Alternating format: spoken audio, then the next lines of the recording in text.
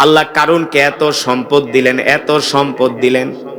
পয়গম্বর মুসা কারুনের কাছে গেছে, যে বলে কারুন, তোমাকে আল্লাহ এত সম্পদ দিছে, এই সম্পদ থেকে কিছু সম্পদ আল্লাহর রাস্তায় দান করো। কারুন কি উত্তর দিছে? বলে মুসা, তোমার আল্লাহ তো এই সম্পদ আমার বাড়িতে আইনা দিয়া যায় নাই। নাউজুবিল্লাহ বলবেন না? এই সম্পদ তো তোমার আল্লাহ আমারে বাড়িতে আইনা দিয়ে যায় নাই, এই সম্পদ আমি নিজে কামাইছি। নাউজুবিল্লাহ বলে। কিছু মানুষ আছে কি আছে না, মসজিদ মাদ্রাসার লেগা দিনের কাজে টাকা চাইলে মিয়া টাকা কি গাছে ধরে নাকি? আরে বেটা, টাকার মালিক তুই নাকি? টাকার মালিক কি? সম্পদের মালিক কে? তুমি না, তুমি না, সম্পদের মালিক আল্লাহ। ঠিক কিনা বলেন? তোমাকে আল্লাহ সম্পদের মালিক বানাইলো, আর একজনকে আল্লাহ গরিব বানাইলো। কারণ কি? আল্লাহ তো হাসরের ময়দানে ধইরা বলবো, তোরে তো আমি কোটি কোটি টাকার মালিক বানাইছিলাম, আর তোর চাচতো বাইরে আমি গরিব বানাইছিলাম। তুই 3 বেলা গরুর গোস্ত দিয়া, খাসি দিয়া খাতি, আর তোর চাচতো ভাই আলু ভর্তা দিয়া ভাত পাইতো না। বল বল, তোর চাচতো ভাই তো আমার কাছে কোনো অন্যায় করে নাই, কিন্তু আমি রব তাকে সম্পদ দেই নাই, তোরে আমি সম্পদ দিয়া পরীক্ষা করছিলাম। তুই অহংকার করছস, ঠিক কিনা? সম্পদ পায়া ভুইলা গেছস, বিল্ডিং করছস, বিদেশি কম্বল মুড়া দিয়া ঘুমাইছস, ফজরের নামাজ পড়স নাই। আমি তো তোরে সম্পদ দিছিলাম পরীক্ষা করার জন্য না? আর পাশের বাড়ি গরিব মানুষ সিরা কাঁথা গায়ে দিয়া ঘুমায়, ঘর ভাঙ্গা, ফজরের আজান দেওয়ার আগেই মসজিদে জায়গা আছে কি আছে না? বাস্তব নাকি অবাস্তব? জোরে বলেন, বাস্তব নাকি অবাস্তব? আল্লাহ তাআলা বলে, দুনিয়ার মানুষ সম্পদের মালিক তুই না, সম্পদের মালিক, ক্ষমতার মালিক। পয়গম্বর মুসা আলাইহিস সালাম বললেন, কারুন রে, অহংকার করো না, তোমার সম্পদ থেকে আল্লাহর রাস্তায় দান করো, গরিবদেরকে দান করো, অসহায়দেরকে দান করো। কারণ অহংকার কইরা উদ্ধত আচরণ দেখায় বলে কারণ পয়গম্বর মুসাকে বলে, যাও তুমি তোমার আল্লাহকে যায়া বলো, এই সম্পদ তোমার আল্লাহ আমার বাড়িতে আইসা দিয়া যায় নাই, আমি আমার মেধা দিয়া, বুদ্ধি দিয়া, কষ্ট কইরা সম্পদ কামাইছি। আল্লাহ তাআলা বলে, কারণ এই সম্পদের মালিক তুই না, আমি আল্লাহ তোরে সম্পদ দিয়া পরীক্ষা করছিলাম। কারণ তুই যেহেতু আমার সাথে নাফরমানি করছস, আমি আল্লাহ তোকে আর সুযোগ দিব না। আল্লাহ তাআলা ওই কারণকে তার সম্পদ সহ মাটির ভিতরে ডাবায়া দিছি। সম্পদ সহ কারণকে আল্লাহ মাটির ভিতরে ডাবিয়ে দিয়েছেন। সেই জায়গা আমি আমার নিজের চোখে দেখে আসছি। 70 কিলোমিটার পর্যন্ত এরিয়া নিয়ে ওই জায়গাটা এখনো গর্ত হয়ে আছে। কিয়ামত পর্যন্ত, কথা কেনা, কিয়ামত পর্যন্ত থাকবে ওই জায়গাটা। আমি মিশরে থাকা অবস্থায় একবার না কয়েকবার আমি গেছি, কয়েকবার গিয়েছি। ফেরাউনের বাড়ি দেখছি, যে ফেরাউনরে আল্লাহ এত ক্ষমতা দিছে, 450 বছর ক্ষমতা দিয়েছিল। কত বছর? 450 বছর ফেরাউন ক্ষমতায় ছিল। ফেরাউনের আসল নাম ফেরাউন না, ফেরাউনের আসল নাম হলো রমসিস। কায়রোতে একটা বাজার আছে, ওই বাজারে ফেরাউন হারামজাদা তরমুজ বেচত। কি বেচত? আমরা মাঝে মাঝে ওই বাজারে যাইতাম। রমসিস বিশাল একটা বাজার। মিশর হলো পৃথিবীর অন্যতম একটা ঐতিহ্যের একটা দেশ, ঐতিহ্যের লীলাভূমি মিশর, যেখানে অনেক নবী রাসূলের আগমন ঘটেছে। পয়গম্বর ইউসুফ আলাইহিস সালাম যে মিশরে জন্ম। তো ওই রমসিস ওই বাজারে গেলাম, এক বাঙালি আমারে বলে, হুজুর এখানে কিন্তু ফেরাউন তরমুজ বেচত। কি বেচত? এই রমসিসে বসে। আল্লাহ তরমুজ বিক্রেতা থেকে ফেরাউনকে বানায় দিছে পৃথিবীর বাদশা। 450 বছর রাজত্ব করছে। ফেরাউনের কোনোদিন একটা ঠান্ডাও লাগে নাই, একটু কাশিও হয় নাই, একটু জ্বরও আসে নাই। ঠিক না? একটু জ্বরও আসে নাই। আল্লাহ তাআলা ফেরাউনকে সম্পদ দিয়া, ক্ষমতা দিয়া আল্লাহ পরীক্ষা করছে। ঠিক কিনা বলেন? আল্লাহ তাআলা আল্লাহ নবীকে ডাক দিয়ে বলে, হাবিব কি চান? সম্পদ চাইলে সম্পদ দিব, ক্ষমতা চাইলে ক্ষমতা দিব, যা চান আপনাকে তাই দিব, আপনাকে আমি খালি হাতে ফিরাইয়া দিব না।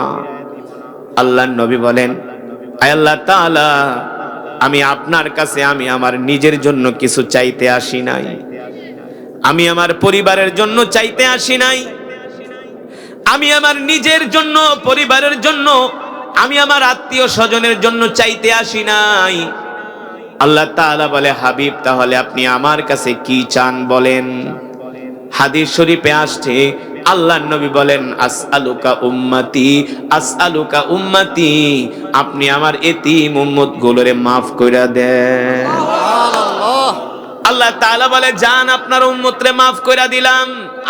আল্লাহ রাসূল বলেন, না না না, এইভাবে বললে হবে না, আরেকটু শক্ত কইরা বলেন।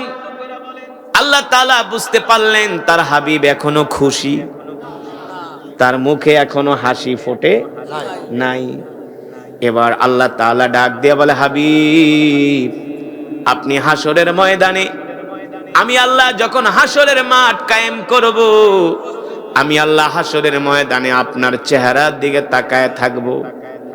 ইশফাতু শাফা, আপনি আপনার উম্মতের জন্য সুপারিশ করতে করতে ক্লান্ত হয়ে যাবেন, আমি আল্লাহ আপনার উম্মতকে মাফ করতে করতে ক্লান্ত হব না।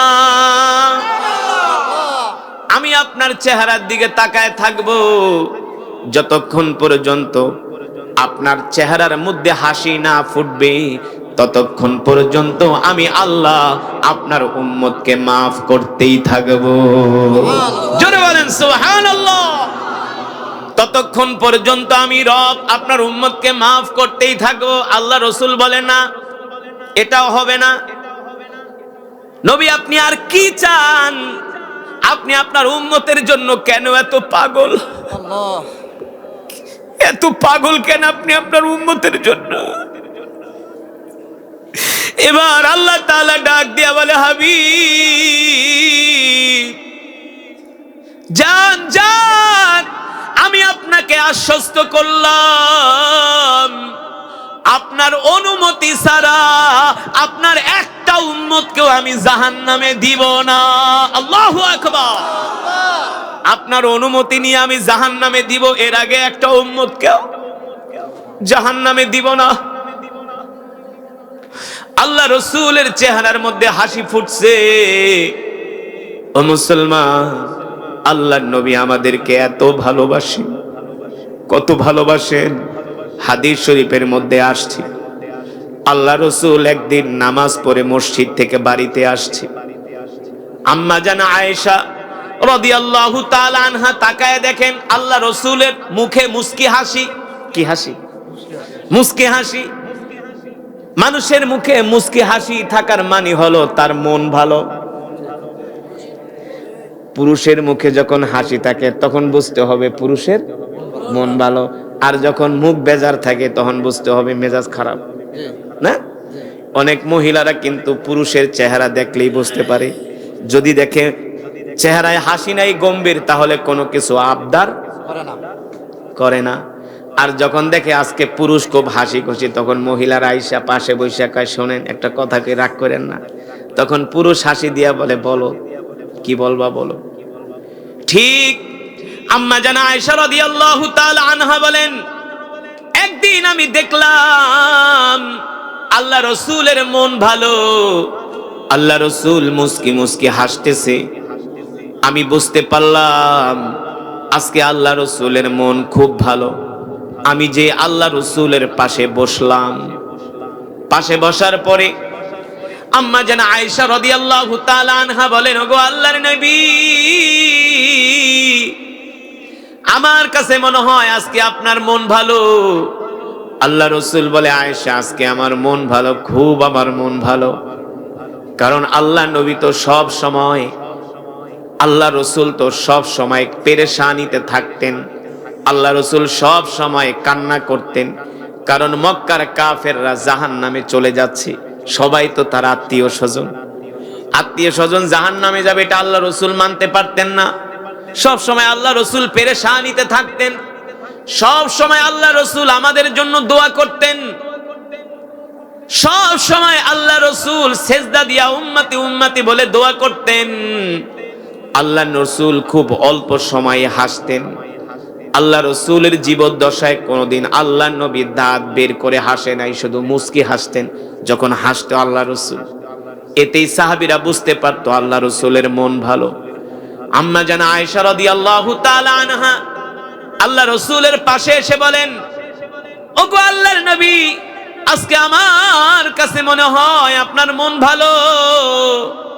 আল্লাহর নবী বলে, আয়েশা, হ্যাঁ হ্যাঁ আমার মন ভালো। আম্মা জান আয়েশা বলে, যদি আপনার মন ভালো হয় তাহলে আমি আপনার কাছে একটা জিনিস আবদার করব, আপনার কাছে একটা জিনিস চাইব, আপনি কি আমাকে দিবেন? আল্লাহ রাসূল মুস্কে হাসি দিয়া বলে, আয়েশা, আজকে তুমি আমার কাছে যা চাবা আমি তোমাকে তাই উজাড় করে দিব আয়েশা। এবার আম্মা জান আয়েশা রাদিয়াল্লাহু তাআলা আনহা আল্লাহ রাসূলের হাত ধরে বলে, ওগো আল্লাহর নবী, তাহলে আপনি আমার জন্য একটু আল্লাহর কাছে দোয়া করেন। জোরে বলেন সুবহানাল্লাহ। কি করেন? আমার জন্য একটু আল্লাহ তাআলার কাছে দোয়া করেন। এবার আল্লাহ রাসূল হাত উঠাইছে আসমানের দিকে, হাত উঠায় বলে, আল্লাহ, আপনি আমার আয়েশাকে মাফ করে দেন, আপনি আমার আয়েশার উপরে রহম করেন। আল্লাহু আকবার। আল্লাহ, আমার আয়েশা অনেক ভালো, আমার আয়েশা অনেক ভালো, আমার আয়েশা আমাকে অনেক ভালোবাসি, আমার আয়েশা দ্বীনের জন্য অনেক কোরবানি করে। আল্লাহ, আমি আমার আয়েশার উপরে খুশি, আপনিও আমার আয়েশার উপরে খুশি হয়ে যান। আল্লাহু আকবার। আল্লাহর নবী বলছেন, উম্মত, তোমরাও মাঝে মাঝে তোমরা তোমাদের স্ত্রীদের জন্য দোয়া করবা, মাঝে মাঝে স্ত্রীদেরকে নিয়া, ঘরওয়ালিকে নিয়া মাঝে মাঝে দোয়া করবেন, এতে করে স্ত্রীরা খুশি হয়। ঠিক কিনা বলেন? স্ত্রীরা খুশি হয়। আল্লাহ রাসূলের সুন্নাহ, স্ত্রীদের জন্য দোয়া করতে হয়, তাদের সামনে বসে দোয়া করবেন। আপনার স্ত্রী যখন অসুস্থ থাকবে তার পাশে বসে তাকে দোয়া করবেন, কোরআন পড়ে তার গায়ে ফু দিবেন। দেখবেন আপনি ডাক্তারের কাছে নিয়ে গেলেও সে এত খুশি হবে না যখন আপনি তার জন্য দোয়া করবেন। কান্না কান্না করে দোয়া করবেন, আল্লাহ আমার প্রিয়তমা স্ত্রীরে মাফ করে দাও। দেখবেন সেও তার দিল থেকে আপনার জন্য দোয়া করবে। ঠিক কিনা বলেন? আল্লাহ রাসূল স্ত্রীদের জন্য দোয়া করেছেন।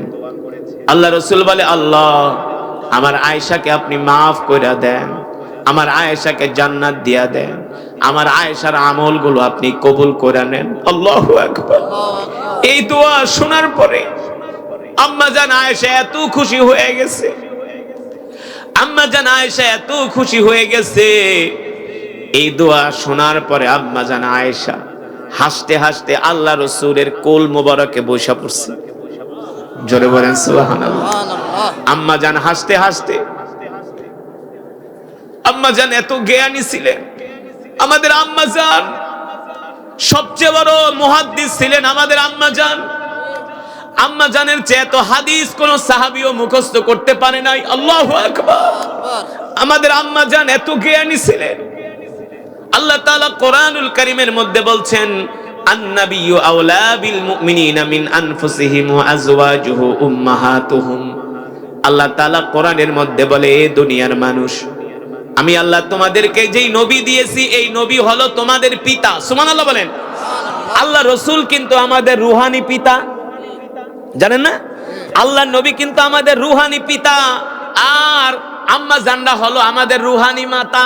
সুবহানাল্লাহ। আমরা আম্মা জান খাদিজার রূহানি সন্তান, আমরা আম্মা জান আয়েশার রূহানি সন্তান। আহ, কত কপাল ভালো আমাদের। আমি যখন জীবনের প্রথম আল্লাহর ঘরে গেলাম, আমাকে বলতেছে এটা আম্মা জান খাদিজার কবর। আমি বলি, এটা তো আমার মায়ের কবর, এটা তো আমার মায়ের কবর। আমি আম্মা জান খাদিজা রাদিয়াল্লাহু তাআলা আনহা কবরের পাশে দাঁড়ায়া ওই দিন এত কান্না করেছি, জীবনে কোনোদিন এত কান্না করি না। যেখানে আমাদের আম্মা জান শুয়ে আছে, কত কষ্ট করছে আম্মা জানরা আল্লাহ দ্বীনের জন্য। ঠিক কিনা বলে? কত কষ্ট করেছে আম্মা জানরা। আম্মা জান আয়েশা রাদিয়াল্লাহু তাআলা আনহা আল্লাহ নবীর এই দোয়া শুনা আম্মা জান এত খুশি হয়ে গেছে।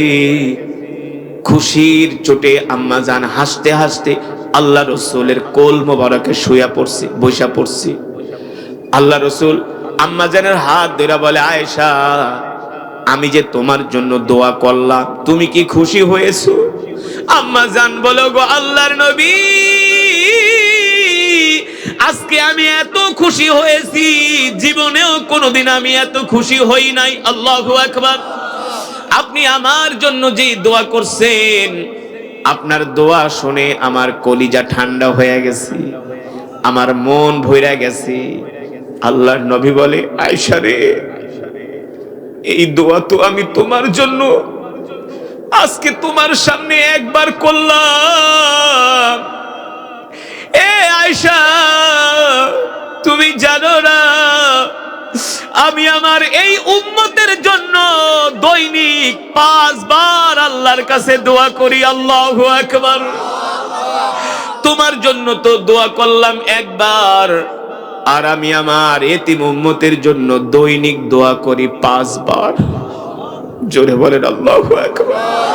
এবার বলেন, আল্লাহর নবী আমাদেরকে ভালোবাসে কি বাসে না? জোরে বলেন, বাসে কি বাসে না? সমস্ত নবীরা হাসরের ময়দানে ইয়া নাফসি বলবে, আর আমার কলিজার টুকরা নবী হাসরের ময়দানে সিজদা দিয়া বলবে, ইয়া উম্মতি ইয়া উম্মতি। আল্লাহু আকবার। বুখারী শরীফের বর্ণনায় আসছে, আল্লাহ নবী হাসরের ময়দানে সিজদা দিয়া পড়ে থাকবে আর বলবে, আল্লাহ, হাসরের ময়দানে যতক্ষণ পর্যন্ত আমার উম্মতরে আপনি মাফ না করবেন, ততক্ষণ পর্যন্ত আমি সিজদা উঠাবো না। আল্লাহ নবী সিজদা দিয়া কান্না করতে করতে আল্লাহ রাসূলের চোখের পানি মোবারকে পুরা দাড়ি মোবারক ভিজে যাবে। আল্লাহ রাসূল হাসরের ময়দানে সিজদা দিয়া উম্মতি উম্মতি কান্না করবে। আল্লাহ রাসূলের কান্নার আওয়াজ আল্লাহর আরশ পর্যন্ত পৌঁছে যাবে। জোরে বলেন আল্লাহু আকবার। আল্লাহ তাআলা জিবরাইলকে ডাক দিয়া বলবে, জিবরাইল, আমার হাবিব কান্না করে কেন? আমার হাবিব কেন কান্না করে?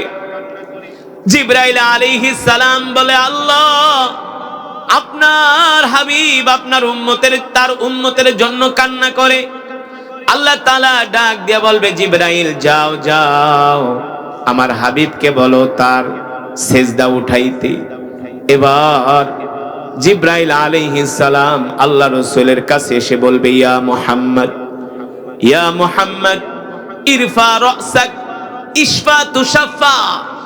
এ আল্লাহর নবী মুহাম্মদ সাল্লাল্লাহু আলাইহি সাল্লাম, আপনি এইভাবে কান্না করবেন না, আপনার কান্নার আওয়াজ কিন্তু আরশ পর্যন্ত পৌঁছায় গেছে।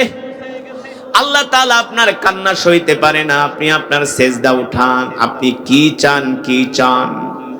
আল্লাহ রাসূল বলে, ভাই জিবরাইল, আমি শুধু দেখতে চাই আমার উম্মত যেন বিনা বাধায় আল্লাহর জান্নাতে যেতে পারে। জোরে বলেন সুবহানাল্লাহ। আল্লাহ রাসূল বলে, উম্মত শুধু এখানেই শেষ নয়, লিকুল্লি নাবিয়্যিন দাওয়াতুন মুস্তাজাবাতুন ফাতাআজ্জালা কুল্লু নাবিয়্যিন দাওয়াতুহু। আল্লাহ রাসূল বলেন, প্রত্যেক নবীকে আল্লাহ তাআলা একটা পাওয়ারফুল স্পেশাল দোয়া করার আল্লাহ তাআলা প্রত্যেকটা নবীকে একটা ক্ষমতা দিয়েছে, একটা পাওয়ার দিয়েছে, একটা আল্লাহ তাআলা প্রত্যেকটা নবীকে একটা বিশেষ একটা সার একটা পাওয়ার দিয়েছে, যে আপনারা আপনার উম্মতের জন্য প্রত্যেকটা নবী একটা খাস দোয়া করতে পারবেন। প্রত্যেকটা নবী। আল্লাহ রাসূল বলে, উম্মত, যত নবী আসছে, পয়গম্বর আসছে, সবাই দুনিয়াতে এই দোয়াটা কইরা ফেলাইছে, কিন্তু আমি নবী করি নাই। এই দোয়াটা আমি আমার উম্মতের জন্য হাসরের ময়দানে রাইখা দিছি। সুবহানাল্লাহ। শাফাআতাল লি উম্মতি ইয়াউমাল কিয়ামা। সুবহানাল্লাহ বলেন। আল্লাহ রাব্বুল আলামিন কোরআনুল কারীমের মধ্যে বলেন, লাকাদ জাআকুম রাসূলুম মিন আনফুসিকুম আজিজুন আলাইহি মা আনিতুম হারিসুন আলাইকুম বিল মুমিনিনা রাউফুর রহিম। فإن تولوا فقل حسبي الله لا إله إلا هو عليه توكلت وهو رب العرش العظيم। আল্লাহ রাব্বুল আলামিন বলেন, নবী হে আমার, দুনিয়ার মানুষদেরকে বলে দেন, এ দুনিয়ার মানুষ, আমি আল্লাহ তোমাদের মধ্য থেকে তোমাদের জন্য এমন একজন নবী পাঠিয়েছি, তোমাদের মধ্য থেকে আমি তোমাদের জন্য এমন একজন রাসূল পাঠিয়েছি যে নবী কিনা তার জীবনের চেয়েও তোমাদেরকে ভালোবাসি। এটা অনেক মুসলমানই জানে না, অনেক যুবক জানে না, অনেক মা বোনরা জানে না। সমাজের 100-র ভিতরে 95% মুসলমানই জানে না আল্লাহ রসুল আমাদেরকে আমাদের মা বাবার চেয়েও ভালোবাসে। জানে কোন? মনে করে যুবক, মনে করে আমার বাপ আমারে জমিন বেচা ইটালি পাঠাইছে, মনে হয় আমার বাপে আমারে ভালোবাসে। কথা কয় না? বাস্তব নাকি অবাস্তব? মনে করে আমার মা সেই 30 বছর আগে বিয়ে হয়েছে, আমার মা আমার জন্য 10 ভরি স্বর্ণ বিক্রি করে আমাকে আমেরিকা পাঠাইছে, মনে হয় আমার মা আমারে ভালোবাসে।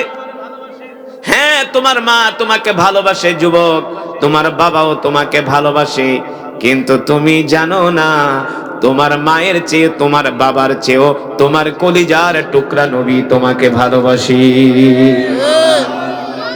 বিশ্বাস করেন না? বিশ্বাস করেন না? যদি বিশ্বাস না করেন, ঈমান থাকবে না, ঈমান থাকবে না, বেঈমান হয়ে যাবেন, কাফের হয়ে যাবেন।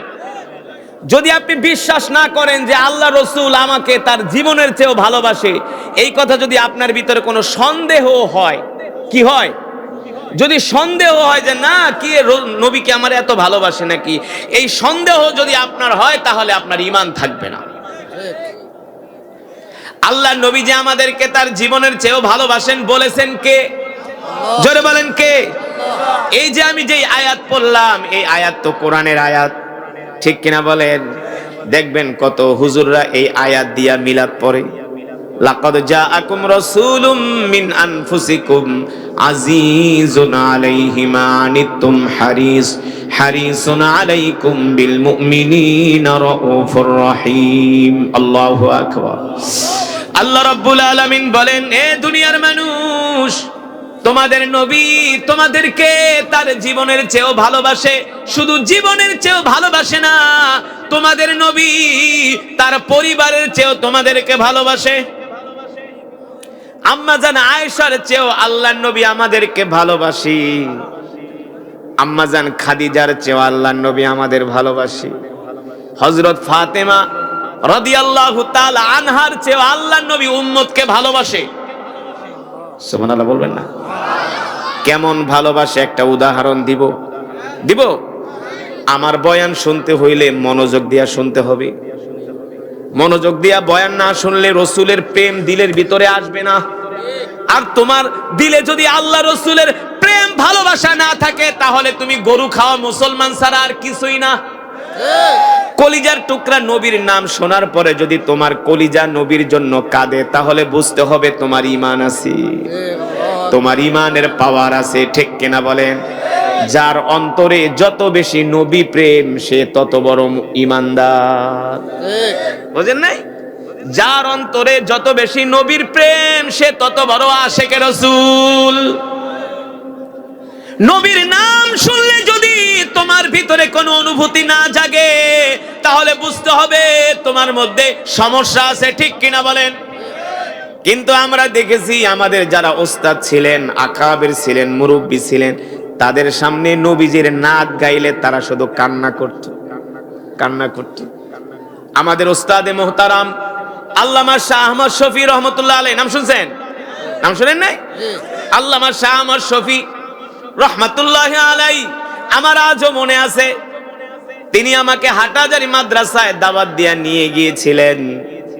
তিনি আমার বৈশা বৈশা তেলাওয়াত শুনতেন আর কানতেন। একজন ছাত্র আইসা বলে, হুজুর, কারি সাহেব কিন্তু শুধু কোরআন তেলাওয়াতই করে না, সে শুধু বিশ্বকারী না, সে কিন্তু অনেক সুন্দর নাত গাইতে পারে, রসুলের নামে নাত গাইতে পারে। হুজুর আমার ডাক দিয়ে বলে, তুমি নাকি নাত পারো, তাহলে আমাকে একটু রসুলের একটা নাত শোনাও। সুবহানাল্লাহ বলে। একটা নাত আছে, ও বাতাস আমায় তুমি নিয়ে যাও না, যেথায় শুয়ে আছে নূরে মদিনা।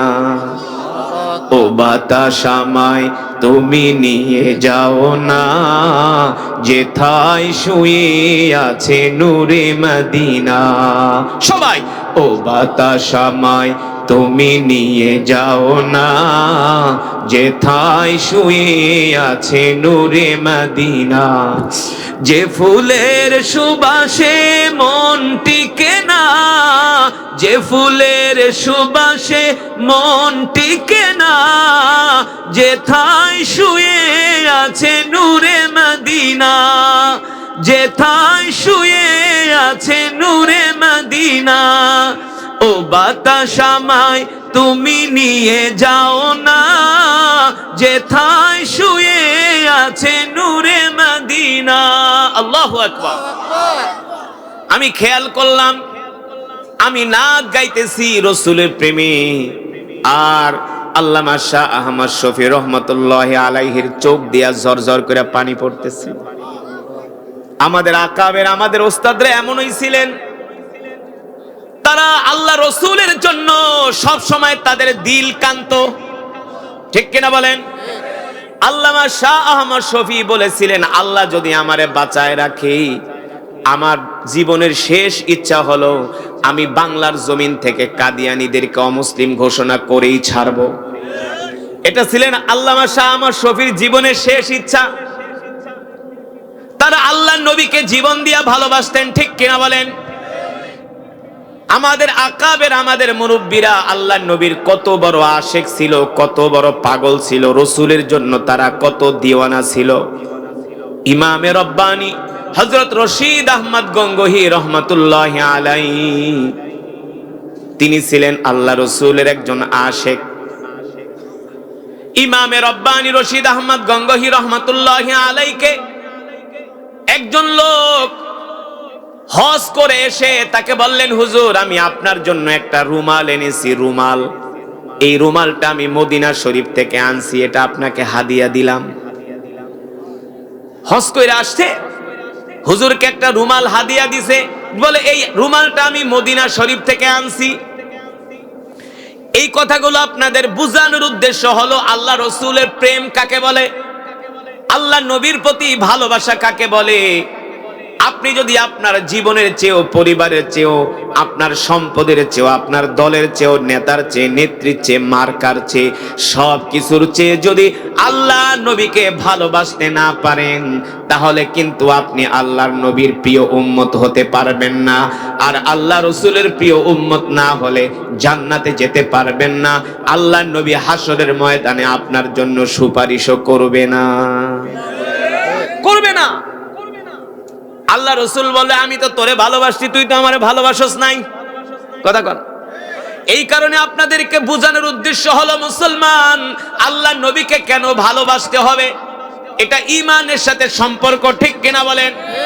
আমি বলি না, আমার রব বলছেন, কুল ইন কুনতুম তুহিব্বুনাল্লাহ ফাত্তাবিউনি ইউহিব্বুকুমুল্লাহ ওয়া ইয়াগফির লাকুম যুনুবাকুম ওয়াল্লাহু গফুরুর রহিম। আল্লাহ রাব্বুল আলামিন বলেন, নবী হে আমার, দুনিয়ার মানুষদেরকে বলে দেন, এ দুনিয়ার মানুষ, তোমরা যদি আল্লাহ তাআলাকে পেতে চাও, আল্লাহ তাআলার নৈকট্য পেতে চাও, তাহলে সর্বপ্রথম তোমরা তোমাদের নবীকে ভালোবাসো। আল্লাহর নবীর ভালোবাসা ছাড়া আল্লাহ তাআলাকে পাওয়া যাবে না, ঠিক কিনা বলেন? আল্লাহ তাআলাকে পেতে হলে আগে আল্লাহর নবীকে ভালোবাসতে হবে, ঠিক কিনা? যেটা বলছিলাম, ইমামে রব্বানী রশিদ আহমদ গঙ্গোহী রহমাতুল্লাহি আলাইহিকে তার একজন ভক্ত, তার একজন মুরিদ হজ কইরা আইসা হুজুরকে বলে, হুজুর মদিনা শরীফ থেকে আপনার জন্য একটা রুমাল হাদিয়া আনছি। কি করছি? রুমাল হাদিয়া আনছি। এই কথা শোনার পরে হুজুর বলছে, মদিনা শরীফ থেকে আনছো? বলে হ্যাঁ। এই রুমালটা পাওয়ার পরে রশিদ আহমদ গঙ্গোহী এত খুশি হয়ে গেছে, এত খুশি। রশিদ আহমদ গঙ্গোহী কে, কি তার পরিচয়? দিনের বেলা তিনি হাদিস পড়াতেন, রাত্রবেলা তিনি ব্রিটিশদের বিরুদ্ধে যুদ্ধ করতেন। কি? দিনের বেলা হাদিস পড়াতেন আর রাতের বেলা ব্রিটিশ সৈন্যদের বিরুদ্ধে যুদ্ধ করতেন। 3 মাস হাদিস পড়াতেন, 3 মাস ব্রিটিশদের বিরুদ্ধে যুদ্ধ করতেন। ইমামে রশিদ আহমদ গঙ্গোহী যখন জিকির করতেন, দারুল উলুম দেওবন্দের বিল্ডিং থরথর কইরা কাঁপতো। তিনি ছিলেন ইমামে রব্বানী হযরত রশিদ আহমদ গঙ্গোহী রহমাতুল্লাহ, যার খলিফা হলেন কারি ইব্রাহিম সাহেব। নাম শুনছেন? যার খলিফা হলেন কারি ইব্রাহিম সাহেব, তার খলিফা হলেন সৈয়দ মোহাম্মদ ইসহাক রহমতুল্লাহ আলাই। এখান থেকে তাদের সিলসিলা আসছে। তারা শুধু খানকায় বইয়া মুরিদদের রান খাইতো না, আর শুধু হাদিয়া নিত না। ইমামে রব্বানী দিনের বেলা হাদিস পড়াতেন, রাত্রবেলা ব্রিটিশদের বিরুদ্ধে যুদ্ধ করতেন। আল্লাহু আকবার। তারা ছিলেন পীর, ঠিক কিনা বলেন? তারা ছিলেন খানকার পীর, ময়দানের কথা কয় না, খানকার পীর ময়দানের। কেমন আশেক ছিলেন আল্লাহ রসুলের। রুমাল পাওয়ার পরে ইমামে রব্বানী হযরত রশিদ আহমদ গঙ্গোহী এত খুশি হয়ে গেলেন, মদিনা শরীফ থেকে রুমাল আনছো। রুমালটা পায়া তিনি চুমা দিতে লাগলেন। বুকে লাগান, চোখে লাগান, শরীরে লাগায়া বুকের ভিতরে ধরে রাখছে যে মদিনা শরীফের রুমাল, আমার নবী যে রওজায় শুয়ে আছে। ইমামে রব্বানী যখন হজ করার জন্য মদিনা শরীফ যাইতেন, হাজী ইমদাদুল্লাহ মুহাজির মক্কি যখন মদিনায় যাইতেন, তারা আল্লাহ রসুলকে এত ভালোবাসতেন, মদিনা শরীফে যায়া তারা জুতা পায়ে দেওয়ার সাহস করতো না যে আমার নবী এই মাটিতে শুয়ে আছে। আল্লাহু আকবার। কিন্তু জুতা পায়ে দেওয়া এটা কোনো অন্যায় না, এটা হলো রসুলের প্রতি ভালোবাসা, ঠিক কিনা বলেন? সেই ইমামে রব্বানী রশিদ আহমদ গঙ্গোহী রহমতুল্লাহ আলাই প্রতিদিন রুমাল বের করে দিনের বেলা প্রতিদিন আসরের পরে এই রুমাল হাতে নিয়ে বারবার তাকায় থাকতেন আর চুমা দিতেন। তার একজন মুরিদ বলে, হুজুর এই রুমালটা, আপনার তো রুমালের অভাব নাই, কিন্তু এই রুমালটা আপনি প্রতিদিন খুইলা খুইলা দেখেন, কারণ কি? বলে এই রুমাল তো আমার জন্য মদিনা শরীফ থেকে আনছে, যেই মদিনে আমার কলিজার টুকরা রসুল শুয়ে আছে। সুবহানাল্লাহ। যেই রসুল আমাকে তার জীবনের চেয়েও ভালোবাসে। তার একজন মুরিদ বলে, হুজুর রুমাল কিন্তু মদিনা শরীফের না, রুমাল অন্য দেশের। রুমাল কিন্তু মদিনা শরীফে বানায় নাই, রুমাল বানাইছে অন্য দেশে, মদিনায় আইনা সেটা বিক্রি করে, ঠিক না? মদিনায় আইনা বিক্রি করে, এটা কিন্তু মদিনা শরীফের মাল না, মাল অন্য দেশের। ইমামে রব্বানী রশিদ আহমদ গঙ্গোহী বলে, বাবারে আমি বুঝছি রুমাল অন্য দেশের, রুমাল মদিনা শরীফে বুনায় নাই, রুমাল মদিনা শরীফে বনে নাই, বানায় নাই, আমি নিজেও জানি, কিন্তু এই রুমালের গায়ে তো মদিনার বাতাস লেগেছে। জোরে বলেন আল্লাহু আকবার। এই রুমালে তো মদিনার বাতাস লাগছে, ঠিক কিনা বলে? যেখানে আমার কলিজার টুকরা নবী শুয়ে আছে। আল্লাহু আকবার। ও মুসলমান, আল্লাহ তাআলা কোরআনুল কারীমে সে কথাই বলেন, লাকাদ জাআকুম রাসূলুম মিন আনফুসিকুম আজিজুন আলাইহি মা আনিতুম হারিসুন আলাইকুম বিল মুমিনিনা রাউফুর রহিম। এটা হলো রজব মাস, ঠিক কি না? এই মাসেই আল্লাহ রাসূল আল্লাহ তাআলার সাথে মেরাজ করছে না, আল্লাহর বাড়িতে যে দেখা করছে, আরশে আজিমে গেছে।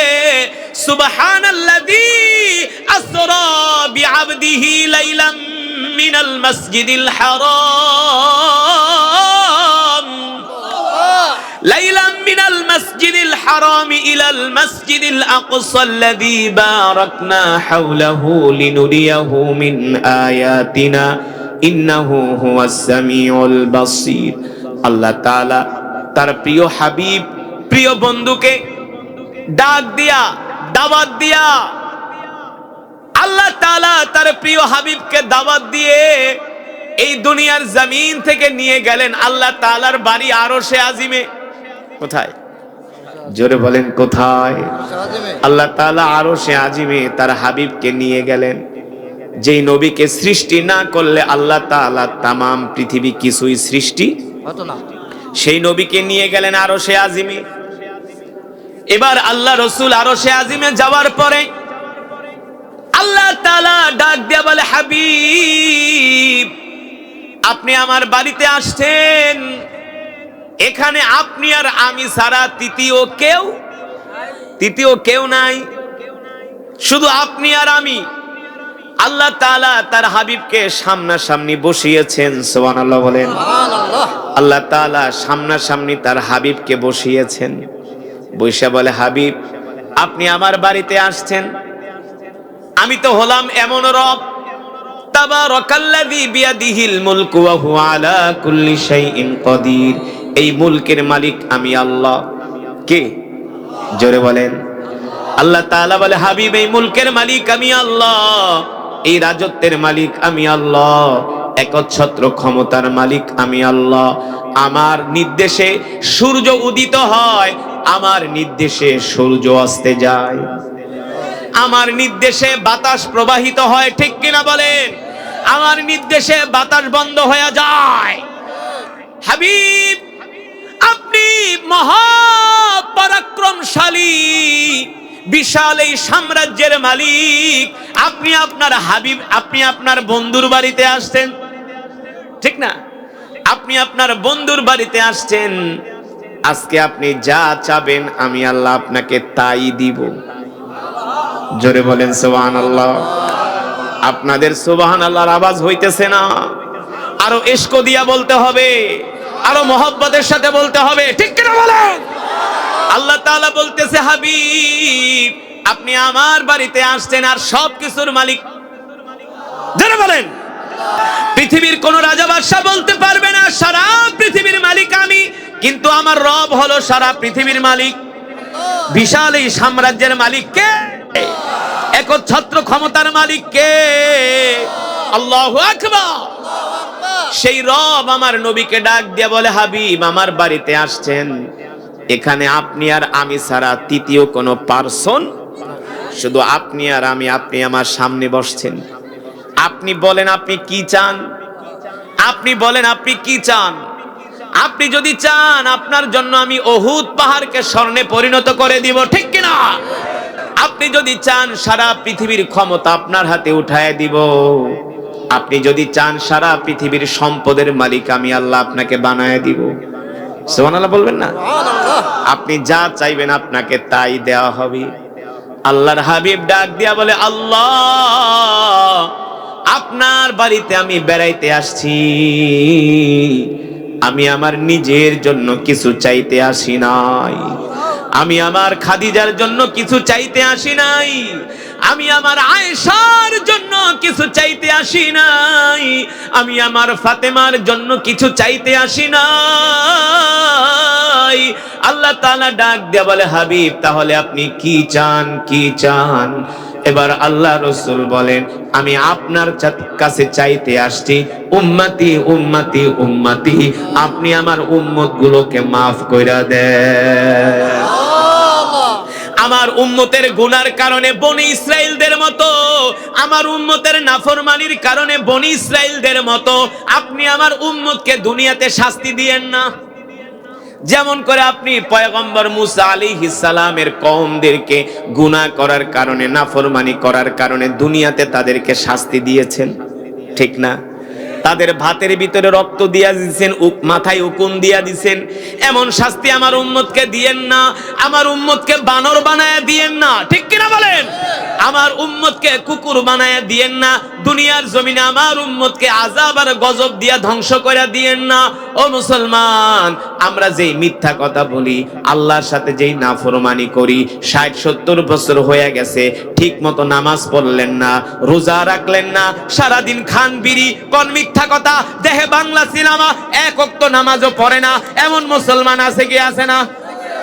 নামাজ তো পড়ে না, আবার অহংকার করে কয় বেটা তুই নামাজ পড়ে কি করছস?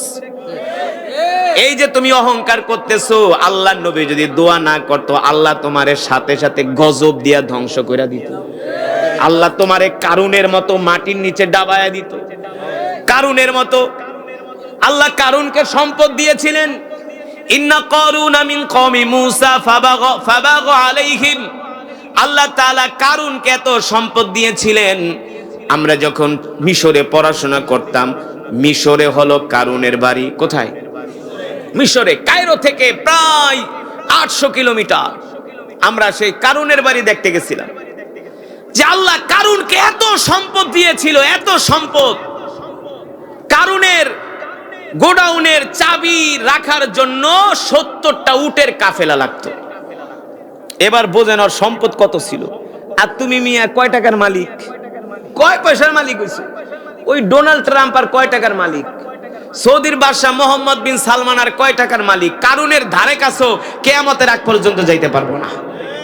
কারুনের এত সম্পদ ছিল, 70টা উটের কাফেলা লাগতো কারুনের গোডাউনের চাবি রাখার জন্য। সেই কারুনের বাড়ি দেখতে গেলাম মিশরে। এক বন্ধু বলে, দোস্ত চলো কারুনের বাড়ি দেখে আসি। আমি বলি, হারামজাদার নাম তো শুনছি, এটা তো আল্লাহর সাথে নাফরমানি করছে, তো চলো। আল্লাহ তাআলার প্রিয় বান্দারা, আমি যেটা বলছিলাম, ফাবিআইয়ি আলা'i রাব্বিকুমা তুকাযযিবান, আল্লাহ তাআলা বলেন, নবী দুনিয়ার মানুষদেরকে বলে দেন তারা আমার কোন কোন নিয়ামতকে অস্বীকার করবে। আমরা আল্লাহ তাআলার কোন নিয়ামতকে অস্বীকার করার কোন সুযোগ আছে? কোন উপায় আছে? উপায় নেই। আল্লাহর প্রিয় বান্দারা, আমি দীর্ঘক্ষণ সময় কোরআনুল কারীমের তেলাওয়াত করেছি, আপনারা শুনেছেন। এক একটি হরফের বিনিময়ে আল্লাহ তাআলা আমাদের আমল নামায় কম পক্ষে 10টি করে নেকি দান করেছেন। জোরে বলেন সুবহানাল্লাহ। যতক্ষণ বয়ান চলবে ততক্ষণ ময়দান কাঁপবে, ঠিক কিনা? আশেপাশের মানুষরা যাতে বোঝে এখানে কিছু আল্লাহর পাগলেরা বসে আছে। আমরা কার পাগল? কথা বলেন, আমরা কার পাগল? পিছনের মানুষের আওয়াজ নাই। আমরা কি দুনিয়ার পাগল? আমরা কি সম্পদের পাগল? আমরা কি ক্ষমতার পাগল? আমরা আল্লাহর পাগল, ঠিক কিনা বলে? দুনিয়ার মানুষ আমাদের পাগল বলে বলুক, তাতে আমাদের কিছু যায়? আমরা আল্লাহর পাগল। আর আল্লাহর পাগলেরা বসে বসে আল্লাহর জবানের কালাম কোরআনুল কারীমের তেলাওয়াত আমরা শুনেছি।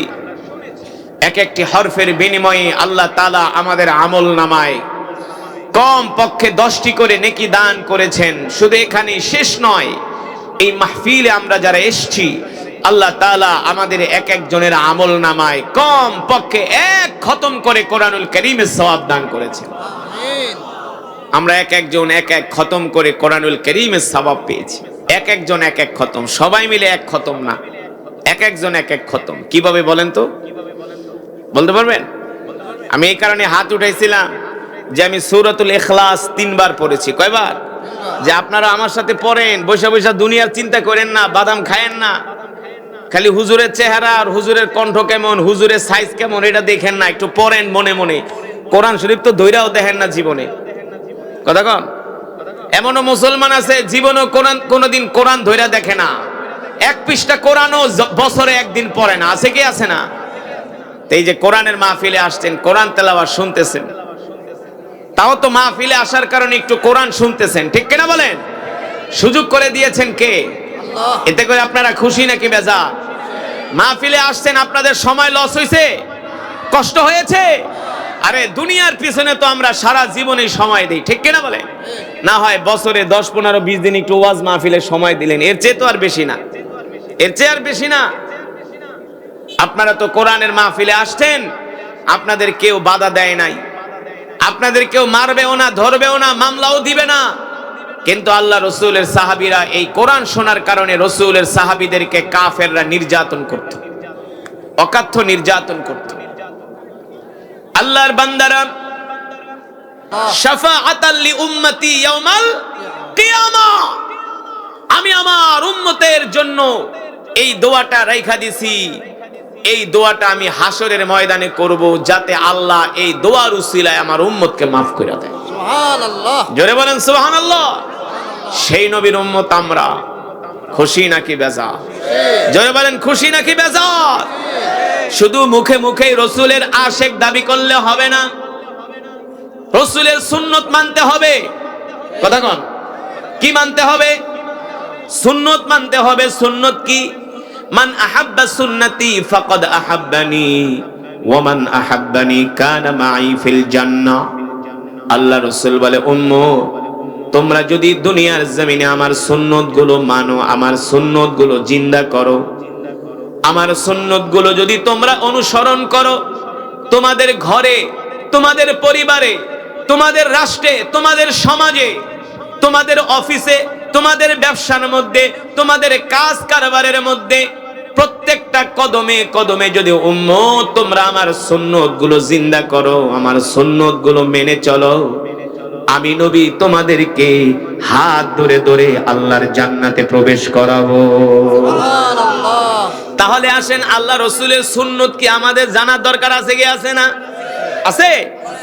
আল্লাহ রসুলের সুন্নত হলো আফসুস সালাম ওয়া আতঈমুত তাআম লিনুল কালাম। এক মুসলমান আর এক মুসলমানকে সালাম দিবে। সালাম তো এখন সমাজ থেকে উঠেই গেছে। এখন আর টাকা পয়সা হইলে মাইশেরে সালাম দিতে চায় না, টাকা পয়সার মালিক হইলে গরিব মানুষে কি করতে চায় না? সালাম দিতে চায় না। অনেক পয়সার মালিক এখন আর রিকশাওয়ালারে সালাম দেয় না, তরকারি আলারে সালাম দেয় না।